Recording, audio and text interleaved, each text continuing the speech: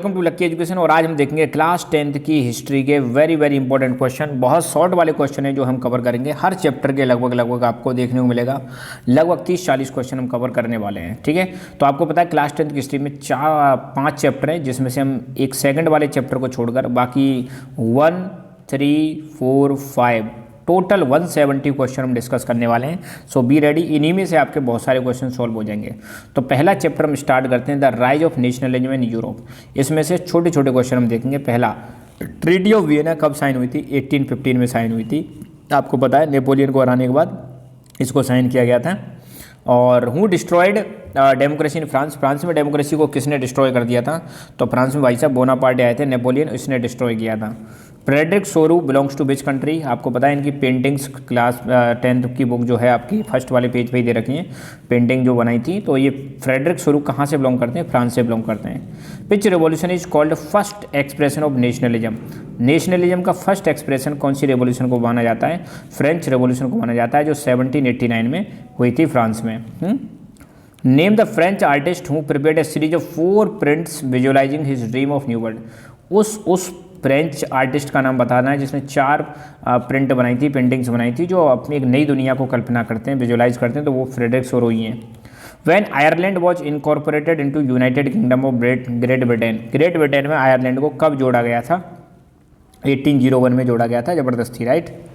Name the painting prepared by Frederic Sorrieu in 1848? 1848 में Frederick सोरो ने कौन सी पेंटिंग बनाई थी भाई साहब? तो पेंटिंग का नाम है the dream of world wide democratic and social republics, the pact between nations, है ना। What was the main aim of French revolutionaries? French revolutionaries का मेन एम क्या था? फ्रेंच रेवोल्यूशनरीज का मेन एम था कि फ्रांस को आज़ाद किया जाए और साथ के साथ में यूरोप को भी आज़ाद किया जाए, यहाँ के लोगों को आज़ाद किया जाए। किससे आज़ाद किया जाए? डेस्पोटिज्म, जो तानाशाही चल रही थी ना राजाओं की, उस तानाशाही से फ्रांस को और यूरोप के देशों को, लोगों को आज़ाद किया जाए। साथ ही साथ में आम आदमी का एक रूल इस्टेब्लिश हो और नेशन स्टेट बनाया जाए। Who became the king of United Italy इन 1861? तो विक्टर इमैनुअल सेकंड बन जाते हैं। फ्रांस रिपब्लिक कब डिक्लेयर कर दिया जाता है? फ्रांस रिपब्लिक डिक्लेयर किया जाता है 21 सितंबर 1792, जब एक नई असेंबली आई थी जिसने मोनार्की को हटा दिया था और फ्रांस को रिपब्लिक डिक्लेयर कर दिया। नेपोलियन ने इटली पर अटैक कब किया था? 1797 में किया था। फ्रांस में सिविल कोड जो थे 1804 के, इसको किसने इम्प्लीमेंट किया था? नेपोलियन बोनापार्टे, जिनको हम नेपोलियनिक कोड्स के नाम से भी जानते हैं। जॉलबरीन क्या है? देखो, जॉलबरीन एक कस्टम यूनियन है जो प्रशिया के इनिशिएटिव के द्वारा बनाई गई थी 1834 में, और ज़्यादातर जर्मन स्टेट्स ने इसको ज्वाइन कर लिया था। और जॉलबरीन बनाने का पर्पज़ ये था कि इकोनॉमिकली, मतलब जॉलबरीन में मतलब जो मजबूत देश थे इकोनॉमिकली, उनको ऐड किया जाए। और जॉलबरीन आने के बाद बहुत सारे जो टैक्सेस थे जो एक स्टेट से दूसरे स्टेट में जाने पर लगते थे, वो टैक्सेस कम हो जाते हैं। 30 से घटकर आपको देखने को मिलेगा टैक्सेस बहुत कम हो जाते हैं। और पहले कई तरह की करेंसी चलती थी, करेंसी घटाकर 2 कर दी जाती है ताकि ट्रेड करना आसान किया जा सके। पर्पज़ यही था, इन जो भी देश ज्वाइन कर लिए उनके बीच में नेशनलिज्म को प्रमोट कर सकें, right. Which type of government was functioning in France before 1789 revolution? तो 1789 से पहले कौन सी सरकार काम कर रही थी? मोनार्की काम कर रही थी भाई साहब। हसबर्ग एम्पायर में कौन रूल करता था? ऑस्ट्रिया हंगरी रूल करती थी। यंग इटली जो थी, बहुत इंपॉर्टेंट क्वेश्चन है, यंग इटली किसने बनाई? मैजनी ने बनाई, गुसेप मैजनी ने बनाई, राइट। एक्ट ऑफ यूनियन 1707 क्या है? एक्ट ऑफ यूनियन 1707 जो है ये इंग्लैंड और स्कॉटलैंड के बीच में साइन हुआ था, जिसकी वजह से ये दोनों एक हो जाते हैं और बन जाता है United kingdom of great Britain. ठीक है, तो इस एक्ट के द्वारा स्कॉटलैंड को इंग्लैंड में जोड़ लिया जाता है, इनकॉर्पोरेट मतलब शामिल कर लिया जाता है। एब्सोल्यूटिस्ट का मतलब क्या है? एब्सोल्यूटिस्ट मतलब जिसको ऐसा राजा या ऐसा व्यक्ति जिसकी पावर अनलिमिटेड है, जिसको कोई रोकने टोकने वाला नहीं है, निरंकुश, तानाशाह। तो ये government that has no restraint on power exercise. Restraint मतलब उस पर कोई रोक टोक नहीं है ना। तो एक ऐसी सरकार जिस पर कोई रोक टोक नहीं है, उसको हम बोलेंगे एब्सोल्यूटिस्ट सिस्टम। हिस्ट्री में जनरली जो मोनार्की वाली जो सरकारें होती हैं वो सेंट्रलाइज होती हैं, मतलब सारी पावर एक व्यक्ति के हाथ में होती हैं। मिलिटराइज होती है, मिलिट्री के थ्रू कंट्रोल करते हैं। और रिप्रेसिव मतलब अत्याचारी टाइप की होती हैं, लोगों पर अत्याचार करती हैं और कुछ भी गड़बड़ हो जाए उनके हिसाब से ना हो। तो यूटोपियन का मतलब क्या है? यूटोपियन एक ऐसी सोसाइटी की कल्पना करना है जो आइडियल हो, जो रियलिटी में एग्जिस्ट ना करती हो ना। ये हम कल्पना कर लेते हैं ना कई बार, जो रियलिटी में पॉसिबल ही नहीं है, तो उसको हम बोलते हैं यूटोपियन। एक विजन है, vision of society is so ideal that it is unlikely to actually exist, मतलब रियलिटी में ऐसा अचीव कर पाना इम्पॉसिबल है ना। प्लेबिसाइड क्या होता है? प्लेबिसाइड यार लोगों से पूछा जाता है किसी भी चीज़ पर कि भाई आप हाँ चाहते हो या ना चाहते हो। तो ये एक डायरेक्ट वोट है जहाँ पे लोगों को कि कोई भी रीजन के जो लोग होते हैं उनसे पूछा जाता है कि आप किसी प्रपोजल को एक्सेप्ट करते हो या रिजेक्ट करते हो। फॉर एग्जाम्पल जैसे मान लो आप इंडिया में प्लेबिसाइड कराया जाए कि यार POK जो है पाकिस्तान ऑक्यूपाइड कश्मीर जो है उसे भारत में मिलाना चाहिए या नहीं मिलाना चाहिए, तो आंसर यस या नो में आएगा। लोग ज़्यादातर यस कर देते हैं तो मिला लेंगे, है ना। इतना आसान नहीं है बट, तो ये प्लेबिसाइड का मतलब है, right. Okay, what was the meaning of liberalism in 19th century Europe? 19th century Europe में लिबरलिज्म का क्या मतलब था? तो लिबरलिज्म जो शब्द है ये लाइबर से आया है। लाइबर का मतलब होता है फ्री एकदम, है ना। तो न्यू मिडिल क्लास जो आई थी उसके लिए लिबरलिज्म का मतलब था कि व्यक्ति विशेष के लिए, इंडिविजुअल के लिए फ्रीडम हो और कानून की नज़र में सब बराबर हो, इक्वलिटी बिफोर लॉ। सफरेज का मतलब क्या होता है? राइट टू वोट को सफरेज बोलते हैं।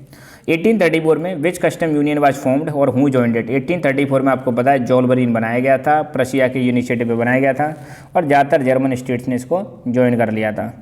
ट्रीटी ऑफ वियना का मेन एम क्या था? ट्रीटी ऑफ वियना जो साइन की गई थी 1815 में, इसका मेन पर्पज़ ये था कि भाई मोनार्कीज को वापस लाया जाए, क्योंकि आपको पता है बहुत सारे चेंजेस कर दिए थे नेपोलियन ने।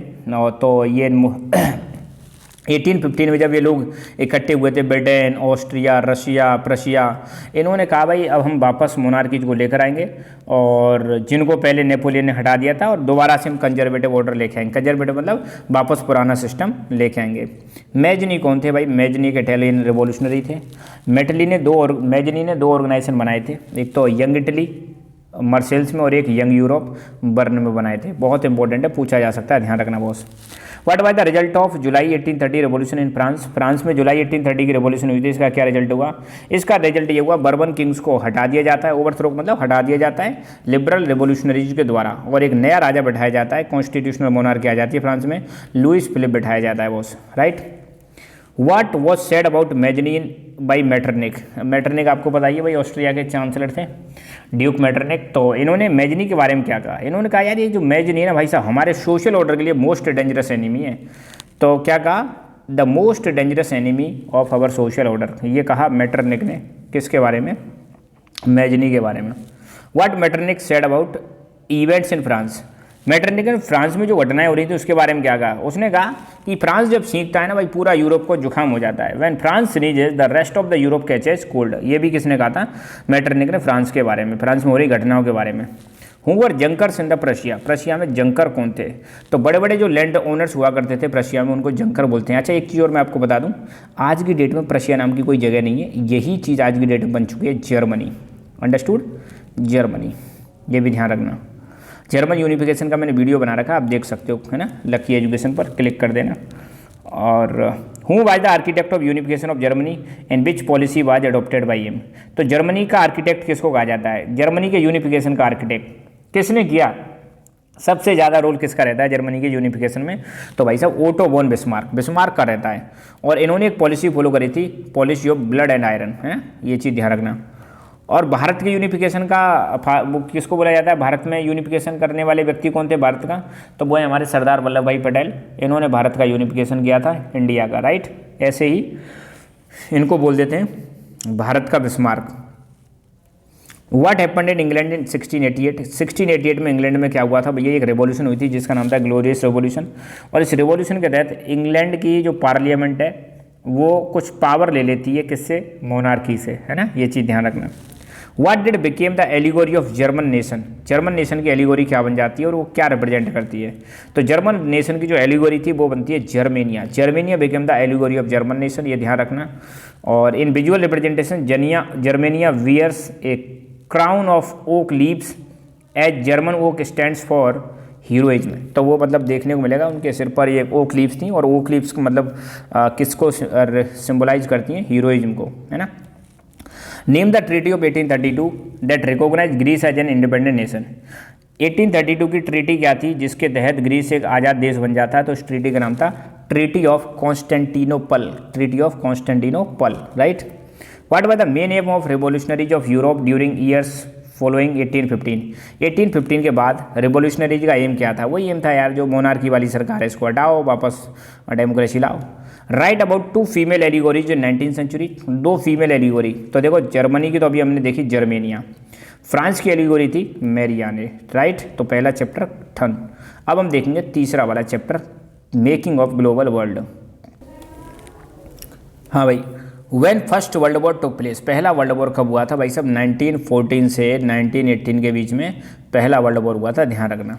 फर्स्ट वर्ल्ड वॉर के टाइम पे दो पावर ब्लॉक्स थे, एक थे अलाइज पावर और दूसरे थे सेंट्रल पावर। अलाइज पावर्स में थे ब्रिटेन, फ्रांस, रशिया और यूएसए, और सेंट्रल पावर्स में थे आपके Germany, Austria Hungary, Ottoman Turkey. What was the form of currency used for more than a millennia ago, मतलब हजारों साल पहले कौन सी करेंसी यूज की जाती थी? कावड़ी या कावरीज बोलते हैं ना। Which country introduce corn laws to restrict import of corn, corn का इम्पोर्ट रेस्ट्रिक्ट करने के लिए कॉर्न लॉ जो है कौन लेके आता है? ब्रिटेन लेके आता है, ठीक है।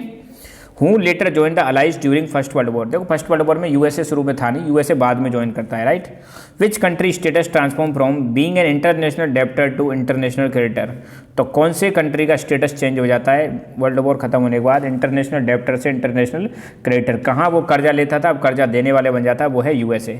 इल डोराडो क्या है? इल डोराडो एक फेवर्ड सिटी है साउथ अमेरिका की, फेवर्ड मतलब काल्पनिक सिटी है, रियलिटी में एग्जिस्ट नहीं करती। 17वीं सेंचुरी में यूरोप के बहुत सारे लोगों ने यहाँ पे अपने अपने एक्सपीडिशंस भेजे थे कि यार उनको ऐसा लग रहा था कि यहाँ पे भैया सोना वोना है, तो मतलब इल डोराडो में बहुत सारे गए थे यहाँ की वेल्थ से अट्रैक्ट होकर, मगर यहाँ पे कुछ नहीं मिला, ये सब ऐसे ही था, है ना।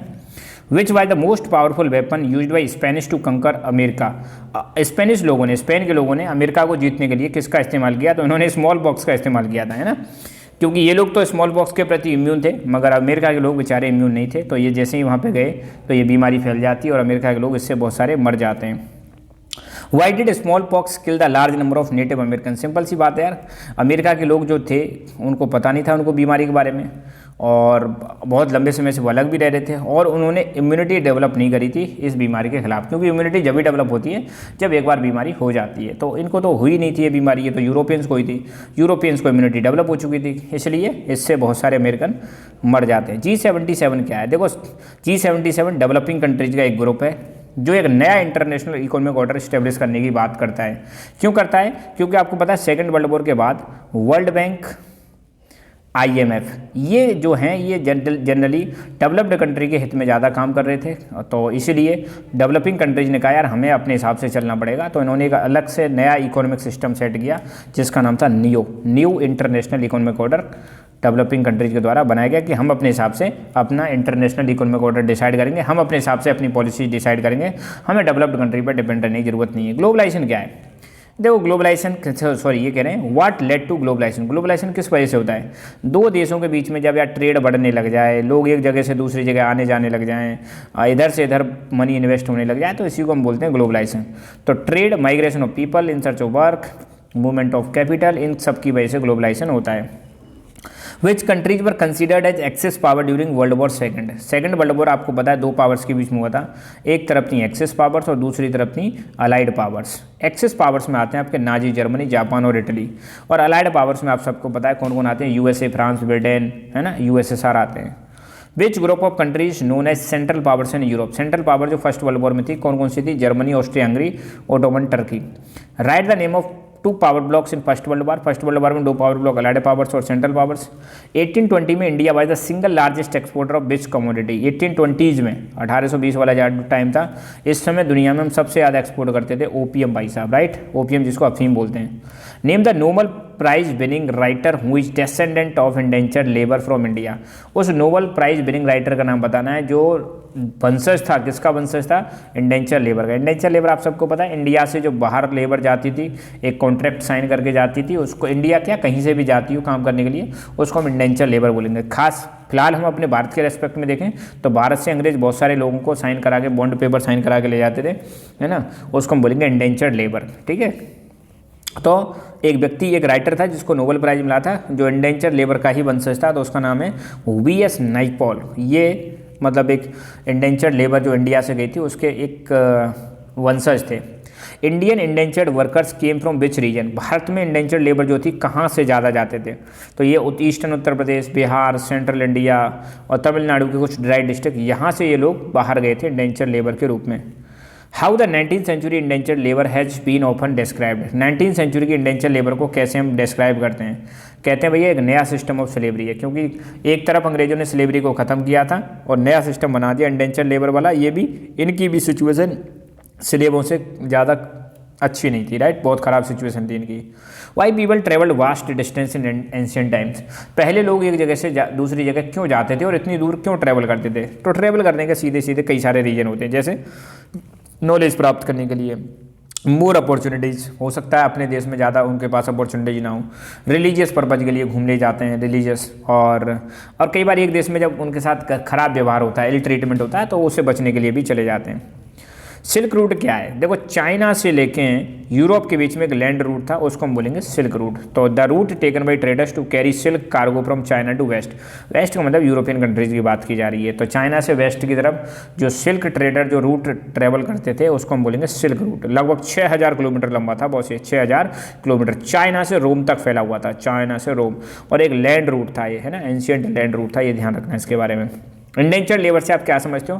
तो इंडेंचर लेबर मतलब एक ऐसी लेबर जिसने जो एक बॉन्डेड लेबर है, जिसने कॉन्ट्रैक्ट साइन कर रखा है अपने एम्प्लॉयर के साथ। एम्प्लॉयर मतलब जो नौकरी देने वाला होता है कि इतने समय के लिए इतने पेमेंट पर हम आपके साथ काम करने वाले हैं और अपनी कंट्री को छोड़कर आप जहाँ ले जाओगे वहाँ जाएंगे। सेकेंड वर्ल्ड वॉर के टाइम पर कौन कौन सी पावर्स थी? एक्सिस पावर्स और अलाइड पावर्स। एक्सिस में नाजी जर्मनी, जापान, इटली, और अलाइड पावर्स में ब्रिटेन, फ्रांस, सोवियत यूनियन, जिसको हम यूएसएसआर भी बोलते हैं, सोवियत यूनियन को, और यूएसए। और ये वाले लोग जीत जाते हैं, अलाइड पावर्स जो है ना। और इसी सेकंड वर्ल्ड वॉर में आपको सबको पता होगा यूएसए ने जापान पर बॉम्ब भी गिराए थे, हिरोशिमा और नागासाकी पर। Which institutions are known as Bretton Woods twins और Bretton Woods institution. Bretton Woods twins के नाम से कौन कौन से इंस्टीट्यूशंस को जाना जाता है? तो आईएमएफ और वर्ल्ड बैंक को जाना जाता है। ब्रेटन वुड्स ट्विंस जो 1944 में बनते हैं भाई साहब, ठीक है, और ब्रेटन वुड्स इंस्टीट्यूशंस के नाम से भी जाना जाता है। आईएमएफ की फुल फॉर्म में इंटरनेशनल मॉनेटरी फंड। पर्पज इनका यही था कि दुनिया में जो डेवलपिंग कंट्रीज है उनकी हेल्प करना है ना, उनको लोन वोन प्रोवाइड कराना। Which institution was set up to finance post war reconstruction. Second world war खत्म हो गया था तो उसके बाद रिकंस्ट्रक्शन करने के लिए कौन सा इंस्टीट्यूशन बनाया गया था? तो वर्ल्ड बैंक बनाई गई थी, और वर्ल्ड बैंक को हम बोलते थे IBRD, international bank for reconstruction and development. How many people were dead in first world war. कितने लोग मर गए थे फर्स्ट वर्ल्ड वॉर में भाई? About 9 million. 9 मिलियन का मतलब 90 लाख लोग मर जाते हैं फर्स्ट वर्ल्ड वॉर में, सोचो। Which countries have achieved rapid economic development. China, India, Brazil ने अभी पिछले कुछ सालों में बहुत अच्छा डेवलपमेंट किया है। सेकंड वर्ल्ड वॉर कब से कब तक हुआ था? 1939 से 1945 के बीच में हुआ था। NIEO की फुल फॉर्म क्या है? New international economic order. Globalisation क्या है? अपने देश की इकोनॉमी को दुनिया से जोड़ना, that is called globalisation. Integration of domestic economy with world economy is known as globalisation. Which was the earliest active coastal trade link. Earliest active coastal trade, coastal मतलब पानी के थ्रू कौन सा ट्रेड होता था हमारा? सबसे पहला वाला। तो देखो हमारे पहले एक इंडस वैली सिविलाइजेशन हुआ करती थी, आप सबको पता होगा, इंडस रिवर के आसपास इंडस रिवर सिविलाइजेशन होती थी। तो यहाँ से हम ये यहाँ पे पोर्ट हुआ करते थे गुजरात में, यहाँ से हम समुद्र के माध्यम से ट्रेड करते थे। तो देखो early age early age 3000 BC। 3000 BC का मतलब है आज से 5000 साल पहले कोस्टल ट्रेड हुआ करता था, जो इंडस वैली सिविलाइजेशन को वेस्ट एशिया से कनेक्ट करता था। वेस्ट एशिया मतलब यही वाले देश कौन कौन से? सऊदी अरेबिया, यमन, ओमान, ये सब वेस्ट एशिया में आते हैं। पास्ता को सिसिली में कौन लेके गया? देखो पहली बात तो सिसिली कहाँ पे पड़ता है? इटली में पड़ता है। तो इसको अरब ट्रेडर्स लेके जाते हैं पास्ता को सिसिली में, है ना। सिसिली का है एक आइलैंड है जो इटली में पड़ता है। Name the food that were introduced in Europe and Asia after discovery of America by Christopher Columbus. आप सबको पता है कोलंबस एक स्पेन का व्यक्ति था जो अमेरिका में जाता है 1492 में। कब जाता है? 1492 में। तो ये व्यक्ति जो है अमेरिका से बहुत सारी फसलों को लेके आता है यूरोप में और एशिया में। तो कौन कौन सी फसलें आती हैं? Potato, soya, groundnut, maize, tomato, chilli, sweet potato, ये सारी चीज़ें आती हैं। When did Irish great potato famine take place and what were its result. तो आयरिश मतलब आयरलैंड, आयरलैंड के लोगों को हम आयरिश बोलते हैं। आयरलैंड में एक बहुत बड़ी फेमाइन आई थी, आलू वाली फेमाइन, आलू खत्म हो गए थे, खराब हो गए थे, यूँ समझ लो। तो ये कब आई थी और इसका क्या फ़र्क पड़ा? तो पहली बात तो ये फेमाइन आई थी 1845 से 1849 के बीच में, ग्रेट आयरिश पोटैटो फेमाइन बोलते हैं। इसमें बहुत सारे लोग मारे जाते हैं। तो देखो इतने सारे लोग मारे जाते हैं, 10 लाख के समथिंग लोग मारे जाते हैं, बहुत सारे लोग हैं, भूख से मर जाते हैं आयरलैंड के लोग यार, है ना। और इससे ज़्यादा लोग जो है इमिग्रेट हो जाते हैं, मतलब ये जगह छोड़कर चले जाते हैं दूसरी जगह पर। Why did Europeans leave Europe for America in 19th century. European अब यूरोप को छोड़ के अमेरिका में क्यों जाते हैं यार? अमेरिका में इसलिए जाते हैं क्योंकि यूरोप में यार उस समय बहुत ज़्यादा गरीबी, हंगर, डिजीज, रिलीजियस कन्फ्लिक्ट हो जाते हैं। और सोचो यही यूरोपियन जो हैं आज की डेट में यूएसए बना दिया इन्होंने। क्या बना दिया? United states of America. तो असली में जो यूएसए में जो लोग हैं ना वो यूरोप के ही लोग हैं, वहाँ के लोग नहीं हैं, राइट।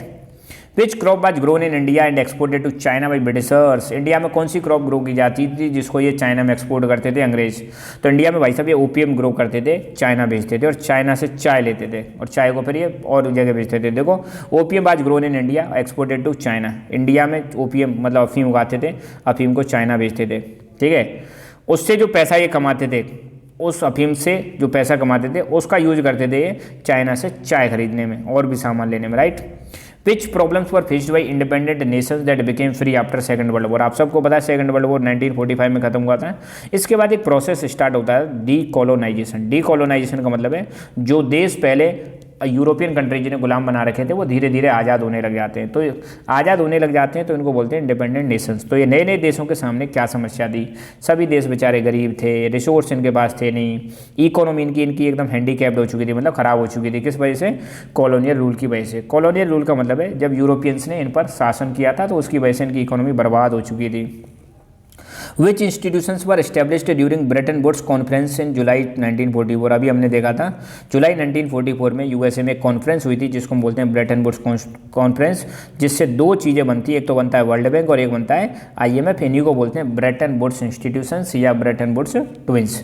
तो एक तो आईएमएफ इंटरनेशनल मॉनेटरी फंड, दूसरा वर्ल्ड बैंक या जिसको हम बोलते हैं international bank for reconstruction and development. What did famous economist John Maynard Keynes says about Indian gold export during Great Depression? India से जो गोल्ड का एक्सपोर्ट हो रहा था ग्रेट डिप्रेशन के दौरान। ग्रेट डिप्रेशन आपको पता है 1929 में आया था, है ना, और अमेरिका में आया था। इसके बारे में जॉन माइनार्ड कीनीज जो एक फेमस इकोनॉमिस्ट थे, इन्होंने क्या कहा था? इन्होंने कहा कि इंडिया से जो गोल्ड एक्सपोर्ट हो रहा है ना भाई साहब, इसने दुनिया में इकोनॉमिक रिकवरी की है, इकोनॉमी को दोबारा से पटरी पर ले आए हैं ना, मतलब अच्छा काम किया है इसने। Right any two effects of great depression in India. Great depression का भारत में क्या प्रभाव पड़ा? देखो ग्रेट डिप्रेशन का भारत में ये प्रभाव पड़ा, इंपोर्ट एक्सपोर्ट दोनों हमारे आधे हो जाते हैं, हाफ हो जाते हैं बिटवीन 1928 से 1934 के बीच में, और गेहूं के प्राइस भी हमारे 50% गिर जाते हैं। What was the period of gold great depression? Great depression का टाइम कौन सा था? तो भाई ग्रेट डिप्रेशन स्टार्ट होती है लगभग 1929 के आसपास। मास प्रोडक्शन का क्या फ़ायदा होता है? मास यार, अब जब हम बहुत सारी क्वांटिटी में प्रोड्यूस करते हैं ना, जब आप मान लो पेन बना रहे हो, एक ही दिन में आप मान लो लाखों हजारों ऐसे इतने पेन बनाते हो तो उसको हम बोलते हैं मास प्रोडक्शन। और जब कम क्वांटिटी में बनाते हो तो वो कम क्वांटिटी वाला प्रोडक्शन। तो मास मतलब एक साथ बहुत सारी चीज़ें बनाना।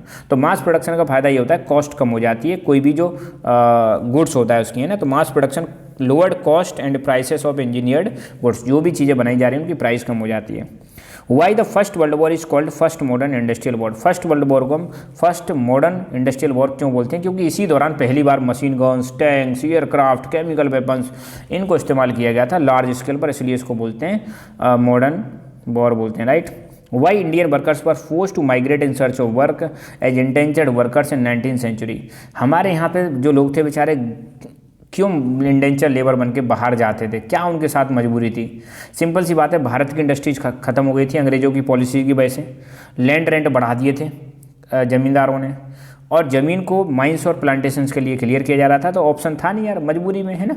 मजबूरी का नाम महात्मा गांधी, तो छोड़ के चले जाते हैं इंडेंचर लेबर के रूप में, विदेशों में चले जाते हैं लोग यहाँ से, इंडिया से।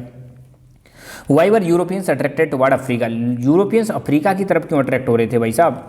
अफ्रीका की तरफ इसलिए अट्रैक्ट हो रहे थे क्योंकि अफ्रीका में लैंड और मिनरल रिसोर्सेज बहुत ज़्यादा थे।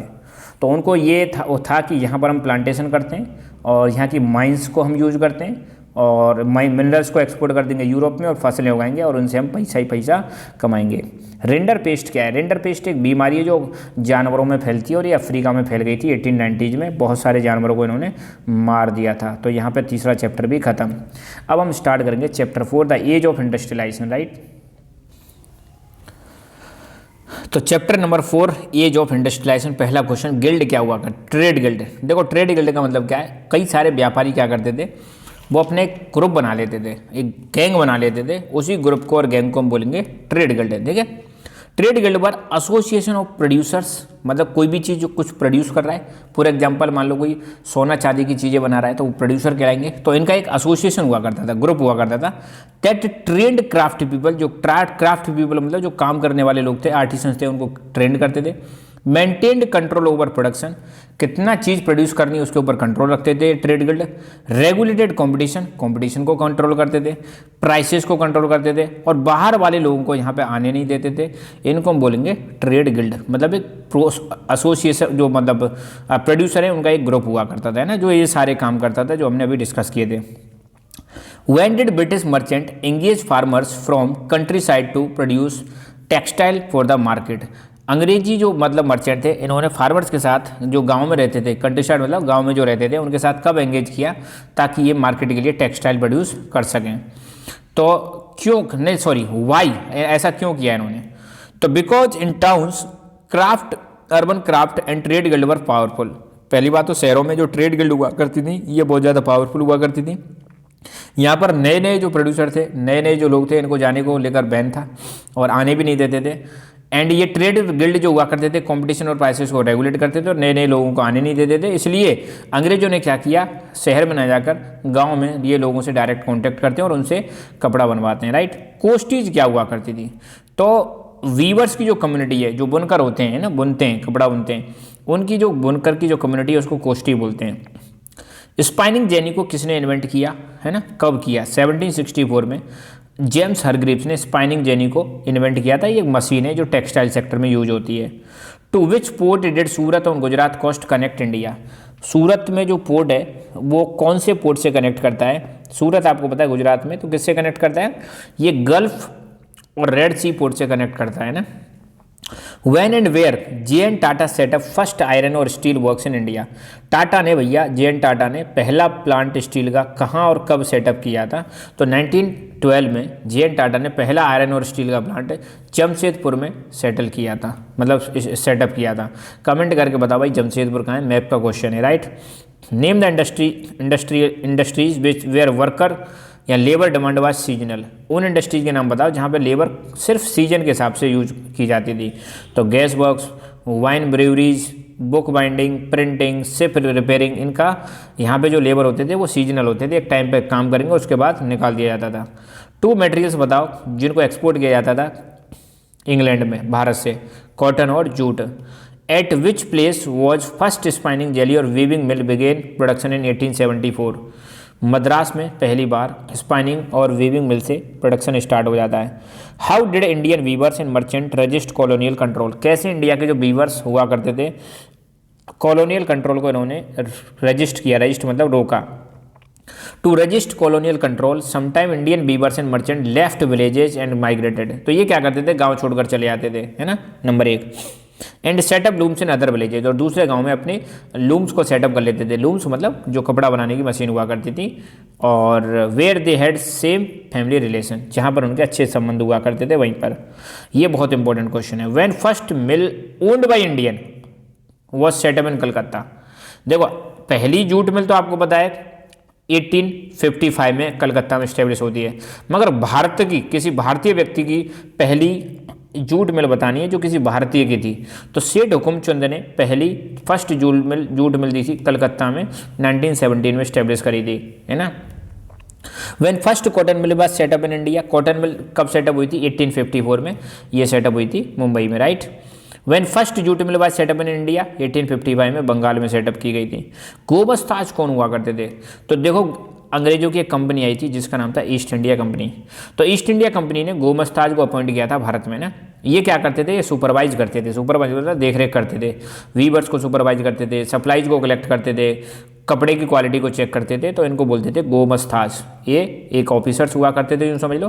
किसने अपॉइंट करें? ईस्ट इंडिया कंपनी ने। और ये क्या क्या करते थे? वीवर्स को सुपरवाइज करना, सप्लाई को कलेक्ट करना और कपड़े की क्वालिटी चेक करना।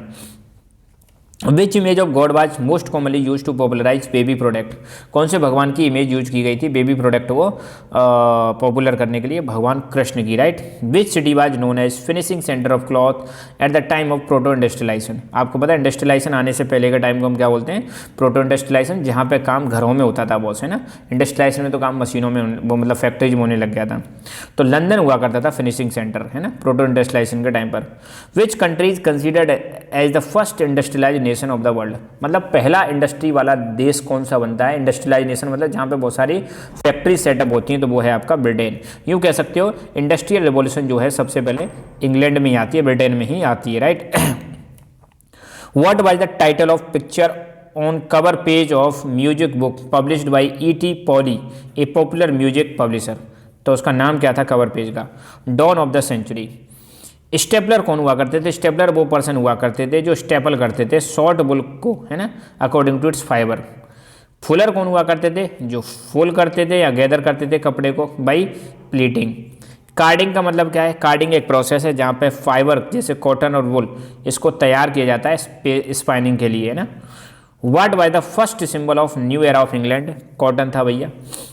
By whom cotton mill was created? Cotton mill को किसने बनाया था? रिचर्ड आर्कराइट ने बनाया था। Why did technological changes occur slowly in Britain? Give one reason. Technological जो चेंजेज आ रहे थे धीरे धीरे क्यों हो रहे थे इंग्लैंड में? इसका एक कारण बताओ। ये धीरे धीरे इसलिए आ रहे थे क्योंकि भाई टेक्नोलॉजी बहुत महंगी थी, है ना, मर्चेंट्स के द्वारा, और लोग ना इंडस्ट्रियलिस्ट जो थे इसको आसानी से एक्सेप्ट नहीं कर रहे थे। देखो कोई भी टेक्नोलॉजी शुरू में आती है तो सबको डर लगता है, ठीक है। तो एक तो इंडस्ट्रियलिस्ट घबराए हुए थे, थोड़े डर डर के इसको चेंज कर रहे थे अपनी मतलब पुराने प्रोसेस को या पुराने सिस्टम को, तो आसानी से इसको एक्सेप्ट नहीं कर रहे थे, और दूसरा महंगी थी, है ना, इसलिए धीरे धीरे का टेक्नोलॉजिकल चेंजेस आ रहे थे। स्टीम इंजन किसने बनाया और किसने इसको इम्प्रूव किया? तो स्टीम इंजन प्रोड्यूस करने वाले व्यक्ति थे न्यू कॉमन, और इसको इम्प्रूव करने वाले थे जेम्स वॉट। तो जेम्स वॉट ने न्यू कॉमन के इंजन को मॉडिफाई किया था। What was the importance of Surat port? Surat आपको पता है मैप की लोकेशन है भाई, गुजरात में, है ना। सूरत पोर्ट का क्या इंपॉर्टेंस था 16th सेंचुरी में? तो भाई ये एक अपने आप में वाइब्रेंट सी ट्रेड हुआ करता था, यहाँ से बहुत गजब का ट्रेड चलता था। कहाँ से? सूरत वाले कोस्ट से, जो पोर्ट से, जो गुजरात में। ये भारत को गल्फ और रेड सी से कनेक्ट करता है। गल्फ कंट्रीज आपको पता है ना, Persian Gulf. Which mill was started in Kanpur in 1860? Elgin mill start हुई थी 1860 में। Name the few leading early Indian entrepreneurs of India in 19th century? 19th century के अर्ली इंडियन एंटरप्रेन्योर्स के नाम बताने जो बहुत ज़्यादा फेमस थे। एंटरप्रेन्योर मतलब जो अपना खुद का बिजनेस स्टार्ट करते हैं और दूसरों को नौकरी देते हैं। तो ये थे द्वारकानाथ टैगोर, टिंसो पैटेट, जमशेदजी, नुसेरवान जी और टाटा, है ना, और सेठ हुकुमचंद। ये हमारे पहले इंडस्ट्रियलिस्ट कह सकते हो उनको, है ना, 19th सेंचुरी के इंडस्ट्रियलिस्ट हैं। Who established 6 joint stock companies in India during 1830 and 40? सेठ हुकुमचंद ने, है ना। जॉबर का काम क्या हुआ करता था? जॉबर का काम था नए नए लोगों को भर्ती करना, नए नए लोगों को भर्ती करना। मान लो मैं जॉबर हूँ तो मैं कंपनी के लिए नए नए लोगों को लेके आऊँगा, तो ये मेरा काम हो जाएगा, मैं कहलाऊँगा jobber. How advertisement help us to create new consumer? यार सिंपल सी बात है, अब जब एडवर्टाइजमेंट करोगे तभी तो लोगों को पता चलेगा, तभी तो नए नए कौन आएंगे? कंज्यूमर आएंगे। तो it makes product appear desirable and necessary. तो मतलब एडवर्टाइजमेंट करके हम ऐसा महसूस करा देते हैं लोगों को, देखो भाई आपको यही प्रोडक्ट खरीदना है, इसी से आपका भला होगा। तो ये वाली बात हो गई। What type of things did upper class people in Britain give priority during the Victorian era? Victorian era के टाइम पर किस तरह के लोगों को, किस तरह के सामान को लोग प्रायोरिटी देते थे? अपर क्लास के लोग खासकर। तो भैया ये हाथ से बने हुए सामान को ज़्यादा प्रायोरिटी देते थे, मशीन को नहीं देते थे। प्रोटो इंडस्ट्रियलाइजेशन का मतलब क्या है? बहुत इंपॉर्टेंट है भाई। तो देखो इंग्लैंड में और यूरोप में फैक्ट्रीज के आने से पहले बहुत बड़े लेवल पर इंडस्ट्रियल प्रोडक्शन एग्जिस्ट करता था इंटरनेशनल मार्केट के लिए, पर ये फैक्ट्रीज में नहीं चलता था, ये काम घरों में होता था। इसी को हम बोलते हैं भाई साहब प्रोटो इंडस्ट्रियलाइजेशन। समझिए ना, इंडस्ट्रियलाइजेशन आने से पहले, फैक्ट्रीज के आने से पहले बहुत बड़े लेवल पर इंडस्ट्रियल काम होता था, है ना। यूरोप में इंटरनेशनल मार्केट एक एग्जिस्ट करता था, बट ये फैक्ट्रीज में काम नहीं होता था। इसी फेज को, ये जो फैक्ट्रीज के आने से बाद पहला वाला फेज है ना, इसी को हम बोलते हैं प्रोटो इंडस्ट्रियलाइजेशन, मतलब इंडस्ट्रियलाइजेशन के जस्ट पहले। इंडस्ट्रियलाइजेशन के बाद तो आपको पता है फिर फैक्ट्रीज स्टार्ट ही हो जाती है। नाउ अब लास्ट चैप्टर हमारा बचा है print culture and modern world, ठीक है। इसके क्वेश्चन हम देखेंगे, तो शुरू करते हैं। पहला, मॉडर्न प्रिंटिंग प्रेस को किसने इन्वेंट किया था? John Gutenberg. बहुत इंपॉर्टेंट है भाई साहब, है ना, जॉन गुटेनबर्ग जो जर्मनी के थे। Which book was first printed by Gutenberg? Gutenberg ने पहली कौन सी किताब छापी थी? Bible. Where the earliest kind of print technology was develop, सबसे पहले प्रिंटिंग टेक्नोलॉजी कहाँ आई थी भाई साहब, ये आई थी चाइना में, फिर जापान कोरिया में फैली और ये हैंड प्रिंटिंग वाली टेक्नोलॉजी थी। ईडो क्या है, तो बेटा जापान की पहली, जापान की जो कैपिटल है ना आज की डेट में जिसको टोक्यो बोलते हैं, तो टोक्यो का पुराना नाम है ईडो, है ना, ये ध्यान रखना। Who is known as for his contribution to an art form called ukiyo, ukiyo जो एक आर्ट फॉर्म है, इसमें योगदान किसने दिया, तो कीटागावा उटामारू ने दिया था। यूरोप में किसने फर्स्ट प्रिंटिंग प्रेस को डेवलप किया था, तो 1448 में जोहान गुटेनबर्ग ने पहली प्रिंटिंग प्रेस को डेवलप किया था। Why was Gutenberg press too slow as compare to present press technology, तो देखो गुटेनबर्ग ने यार पहली बार बनाई थी तो उस समय तो स्लो होगी, तो कह रहे हैं आज की जो प्रेस टेक्नोलॉजी उसकी तुलना में गुटेनबर्ग की जो प्रिंटिंग प्रेस थी वो स्लो क्यों थी। सिंपल भाई, हैंड प्रिंटिंग मेथड को यूज किया था, मगर आज की डेट में आपको पता है मैकेनिकल प्रिंटिंग मेथड है ना, इसलिए इसकी थोड़ी थोड़ी स्लो थी। मार्टिन लूथर ने कितनी थेसिस बनाई थी, लिखी थी, 95 थेसिस लिखी थी मार्टिन लूथर ने। मार्टिन लूथर एक जर्मनी के मोंक थे और इन्होंने, ध्यान दो, इन्होंने क्या किया था, यूरोप में क्रिश्चियन रिलीजन के जो स्पेशली जो गलत चीज़ें जो हो रही थी उसके अंदर, उनको इन्होंने क्रिटिसाइज किया था और एक किताब लिखी जिसका नाम था 95 थेसिस, और 95 क्वेश्चन कर डाले इन्होंने चर्च से कि भाई चर्च इनका जवाब दो आप, क्योंकि चर्च बहुत ज़्यादा इंटरफेयर करता था लोगों की लाइफ में। तो he criticise many of the practices and rituals of the Roman Catholic church, इन्होंने रोमन कैथोलिक चर्च की बहुत सारी प्रैक्टिसेस को इन्होंने क्रिटिसाइज किया था। Who publish the fast selling Stri Dharm विचार, स्त्री धर्म विचार जो है किताब किसने पब्लिश करी थी भाई, जो महिलाओं को बताती है कि आपको कैसे एक ओबिडेंट वाइफ बनना है, तो ये राम चड्डा की किताब है स्त्री धर्म विचार। रास सुंदरी देवी की ऑटोबायोग्राफी का नाम बताओ, रास सुंदरी देवी की ऑटोबायोग्राफी का नाम है अमर जीवन, ये पहली फुल लेंथ ऑटोबायोग्राफी है जो बंगाली भाषा में लिखी गई थी। गुजराती न्यूज़पेपर का नाम बताओ जो 1822 में पब्लिश हुआ था, उसका नाम है बॉम्बे समाचार। फर्स्ट वीकली पेपर बताना है जो इंडिया में पब्लिश हुआ था, तो उसका नाम है बंगाल गजट, और ये कब हुआ था, जेम्स, किसने किया था, जेम्स ऑगस्टस सिक्की ने, पहला पेपर है जो पब्लिश हुआ था भारत में, बंगाल गजट। पेनी मैगजीन्स क्या हुआ करती थी, ये महिलाओं के लिए हुआ करती थी, और ये महिलाओं को बताएंगे कि आपको देखो कैसे प्रॉपर बिहेव करना है, घर में कैसे रहना है, हाउस कीपिंग कैसे करनी है, हाउस कीपिंग मतलब साफ सफाई कैसे करनी है। On what material were manuscript were written in ancient India, manuscript मतलब हाथ से जो लिखी जाती थी ना उनको मनुस्क्रिप्ट बोलेंगे, तो किस पर लिखी जाती थी, पाम लीव्स पर लिखी जाती थी, पहले पेपर तो था नहीं, पाम लीव्स होती थी उन पर लिखते थे। Name the 2 Persian newspapers which began to published in India in early 19th century, 2 newspaper के नाम बताने जो पर्शियन है, फारसी न्यूज़पेपर है जो भारत में पब्लिश होने लग जाते हैं 19th सेंचुरी में, तो वो है जाम ए जहानामा और शमसुल अखबर। वर्नाकुलर प्रेस एक्ट कब आया था, तो अंग्रेजों ने भारतीय प्रेस को कंट्रोल करने के लिए इस एक्ट को लाए थे 1878 में, इंडियन गवर्नमेंट लेके आई थी, ब्रिटिश गवर्नमेंट लेके आई थी। क्यों लेके आई थी, इंडिया में जो प्रेस है उसको रेगुलेट करने के लिए कि ये इंडिया वाली जो प्रेस है हमसे पूछ के छापेंगे जो भी छापना है। गुलामगिरी बहुत इंपॉर्टेंट है, ये किताब किसने लिखी, ज्योतिबा फुले ने लिखी। संवाद कौमुदी ये भी इंपॉर्टेंट है, किसने लिखी थी, राजा राममोहन राय ने लिखी थी। और प्लाइट ऑफ विडोज को हाईलाइट करने के लिए, प्लाइट मतलब दुर्दशा, जो विडो होती है उनकी क्या बुरी हालत है, उसको हालात को दर्शाने के लिए ये किताब लिखी गई थी, संवाद कौमुदी 1821 में। ओल्डेस्ट जैपनीज बुक का नाम क्या है भाई, डायमंड सूत्र, जो 1868 में प्रिंट हुई थी, राइट। मार्को पोलो इटली कब लौट जाते हैं, 1295 में लौट जाते हैं, और ये चाइना से इटली वापस चले जाते हैं। Which printing technology Marco Polo brought from China, Marco Polo जो इटली के ट्रैवलर थे ये कौन सी टेक्नोलॉजी लेके जाते हैं, तो ये वुड ब्लॉक प्रिंटिंग टेक्नोलॉजी लेके जाते हैं इटली में चाइना से। In which country the technology of printing was first developed, printing की टेक्नोलॉजी पहले कौन से देश में आई, तो भाई चाइना में आई। Who had come by taking wooden block printing technology from China to Italy, वही है यार मार्को पोलो लेके गए थे। Due to whose printed articles reformation movement in Europe started, किसके प्रिंटेड आर्टिकल की वजह से रिफॉर्मेशन मूवमेंट हो जाता है, तो मार्टिन लूथर। देखो मार्टिन लूथर ने, आपको मैंने अभी बताया था, चर्च के सामने क्वेश्चन कर दिया, और आपको देखने को मिलेगा जो क्रिश्चियन रिलीजन है ना, इन्हीं की वजह से, इसी मूवमेंट की वजह से जिसका नाम था प्रोटेस्टेंट या रिफॉर्मेशन मूवमेंट, क्रिश्चियन रिलीजन टूट जाता है। पुराने जो क्रिश्चियन थे उनको बोलते हैं कैथोलिक्स, और नए जो क्रिश्चियन आते हैं उनको बोलते हैं प्रोटेस्टेंट। आपको ध्यान रखना है, क्रिश्चियन रिलीजन अब 2 भागों में बटा हुआ है, एक है कैथोलिक्स जो पुराने विचारों वाले, एक नए वाले वो हैं उनको प्रोटेस्टेंट। तो ये इनका रिजल्ट है, मार्टिन लूथर का रिजल्ट कह सकते हो आप। मार्टिन लूथर की जो प्रोटेस्ट हुआ था उसका ये आउटकम है ना। ये हमने देख लिया। जाम ए जहानामा और शमसुल अखबर ये न्यूज़पेपर जो हैं दोनों ही पर्शियन न्यूज़पेपर हैं।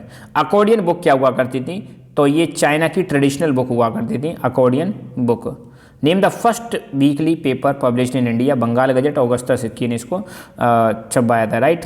What was the objective of selling penny chap books in England, England में जो पेनी चैप बुक्स छापी जाती थी उनका पर्पज क्या था, तो इनका पर्पज यही था गरीब से गरीब इनको खरीद सके। क्विट इंडिया मूवमेंट भारत में कब स्टार्ट हुआ, 1942 में। गोवा में प्रिंटिंग प्रेस कौन लेके आया था, देखो गोवा में फर्स्ट प्रिंटिंग प्रेस लेके आए थे पोर्चुगीज मिशनरीज। मिशनरीज कौन होते हैं, जो धर्म का प्रचार करते हैं उनको हम बोलेंगे मिशनरीज। तो 16वीं सेंचुरी में भारत में सबसे पहले गोवा में प्रिंटिंग प्रेस आती है और यहीं पर सबसे पहले प्रिंट होना स्टार्ट होता है, तो ये बड़ा इंपॉर्टेंट क्वेश्चन बन जाता है। बंगाल गजट यार Bengal gazette weekly Bengal gazette था, वीकली, इसको किसने पब्लिश किया, तो गंगाधर भट्टाचार्य। और बंगाल गजट पहला हिंदुस्तानी न्यूज़पेपर बनता है।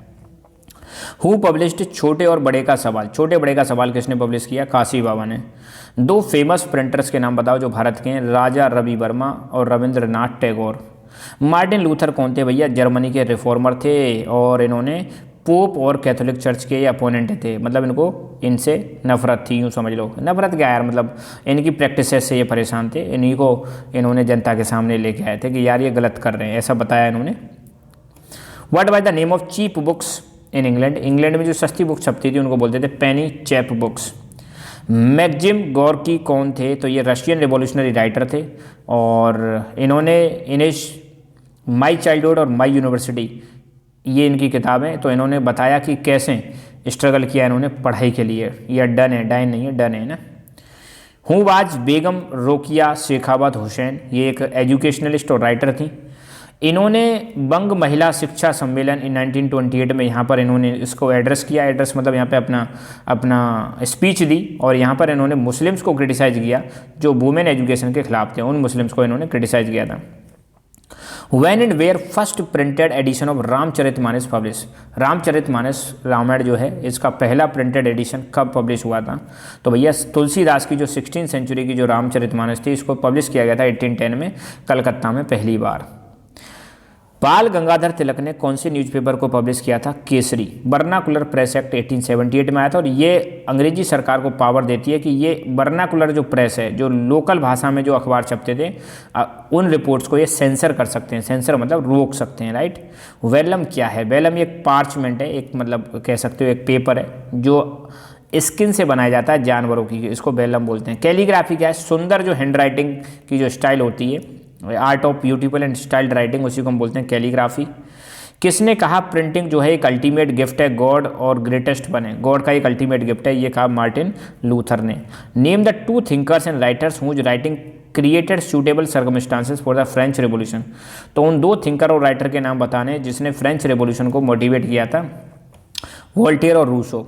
Who said printing is the most powerful engine of the progress and public opinion is the force that will weep despotism away, तो मतलब ये किसने कहा ऐसा, तो ये कहा लुईस सबस्टेशन मर्सियर, एक फ्रेंच नॉवेलिस्ट थे। प्रोटेस्टेंट रिफॉर्मेशन का मतलब क्या है, 16वीं सेंचुरी का एक मूवमेंट है जो कैथोलिक चर्च में रिफॉर्म लाना चाहता था और इस कैथोलिक चर्च में रोम डोमिनेट करता था, है ना, रोम इटली में। गीता गोविंद जो है इसके ऑथर कौन है, जयदेव हैं। कंपोजर से आप क्या समझते हो, कंपोजर एक ऐसा व्यक्ति होता है जो किसी चीज़ को लिखता है, प्रिंट करता है, प्रिंटिंग के लिए लिखता है ना। इंक्विजिशन का मतलब क्या है, inquisition former Roman Catholic court for identifying and punishing heretics is known as inquisition. Inquisition मतलब एक प्रोसेस है, ये पहले कोर्ट हुआ करते थे जो आइडेंटिफाई करते थे और पनिश करते थे किसको, हेरेटिक्स। हेरेटिक्स मतलब जो धर्म के खिलाफ जाते हैं उन लोगों को आइडेंटिफाई करने वाले हुआ करते थे। हम कह सकते हैं एक धर्म अदालत है, कोई भी व्यक्ति जो धर्म के खिलाफ जाएगा उसको आइडेंटिफाई करना, उसको पनिश करना, यही कहलाता है इंक्विजिशन। पेरियार के नाम से कौन फेमस है, तो पेरियार के नाम से फेमस है EV Ramaswamy Naicker, south India के पेरियार के नाम से जाने जाते हैं जिन्होंने कास्टिज्म के खिलाफ मूवमेंट चलाया था, राइट। लो कास्ट, अच्छा, who was Maratha pioneer of low caste protest movement, Maharashtra में कौन व्यक्ति थे जिन्होंने लो कास्ट के मूवमेंट को चलाया था, मतलब लो कास्ट के लोअर कास्ट के खिलाफ जो मतलब अपर कास्ट के द्वारा शोषण किया जाता था, तो ये चलाया था ज्योतिबा फुले ने। रामचरितमानस किसने लिखी, तुलसीदास ने। बिलीज द क्वी ब्लू, ये क्या है, क्या समझते हो, बिलीज द क्यू ब्लू जो है एक लो प्राइस की छोटी छोटी किताबें हुआ करती थी जो पुअर क्वालिटी के पेपर पे छपती थी फ्रांस में। उलेमा कौन होते थे, देखो जो इस्लाम धर्म है इस्लाम रिलीजन है, इसके जो रिलीजियस टीचर्स हुआ करते थे, जिनको इस्लाम की जानकारी हुआ करती थी, शरिया की जानकारी हुआ करती थी, उन टीचर्स को हम बोलेंगे उलेमा। शरिया क्या है? मुस्लिम्स में जो पर्सनल लॉज होते हैं उनको हम बोलते हैं शरिया। Name the 2 famous writers of 20th century who wrote about the caste system. Caste system के खिलाफ लिखने वाले 2 फेमस राइटर्स के नाम बताने, डॉक्टर भीमराव अम्बेडकर जी और ई.वी. रामास्वामी नायकर जी। एक छोटा सा एमसीक्यू यार, जॉलबरीन किसके इनिशिएटिव पे मतलब बनाया गया था? तो नो डाउट प्रशिया के इनिशिएटिव पे बनाया गया था।